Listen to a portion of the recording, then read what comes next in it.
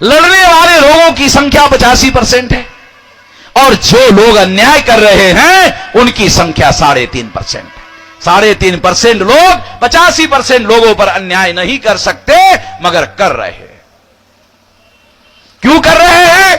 14 अगस्त 47 तक अंग्रेज भारत का शासक वर्ग था।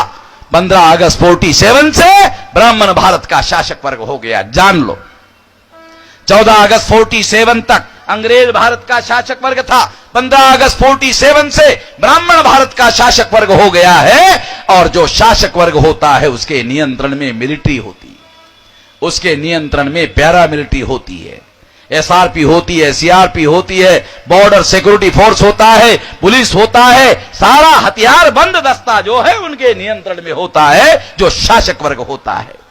3.5% लोग 85% लोगों पर अन्याय नहीं कर सकते मगर कर रहे हैं पुलिस की मदद से, मिलिट्री की मदद से, पैरा मिलिट्री की मदद से अन्याय कर रहे हैं। अन्याय वो अपने बल पर करने की स्थिति में नहीं है।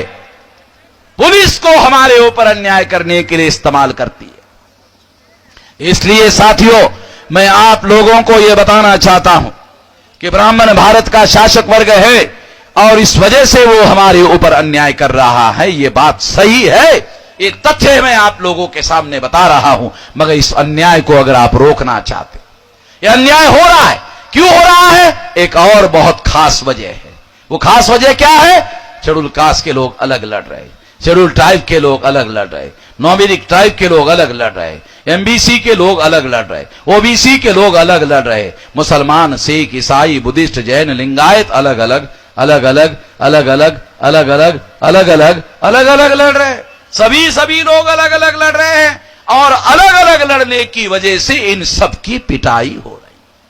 ब्राह्मण इस वजह से इनकी पिटाई कर रहा है। और यदि ये 85% लोग इकट्ठा हो जाए, अगर इकट्ठा हो जाए तो जो ब्राह्मण हमारे ऊपर अत्याचार कर रहे हैं, हम भी ब्राह्मणों के ऊपर अत्याचार करने लायक हो सकते हैं।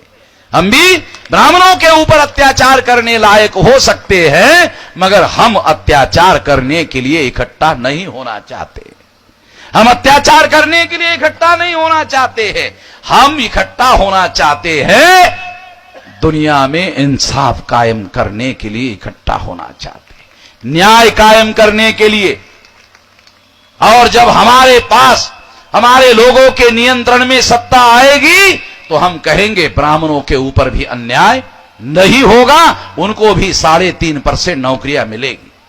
अगर किसी schedule caste, schedule tribe, OBC के आदमी ने 3.5% का 3.25 कर दिया, उसको सजा हो।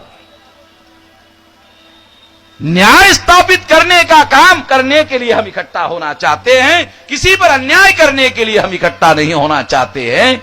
इसलिए साथियों, ये परिवर्तन यात्रा है, इसलिए हम लोगों ने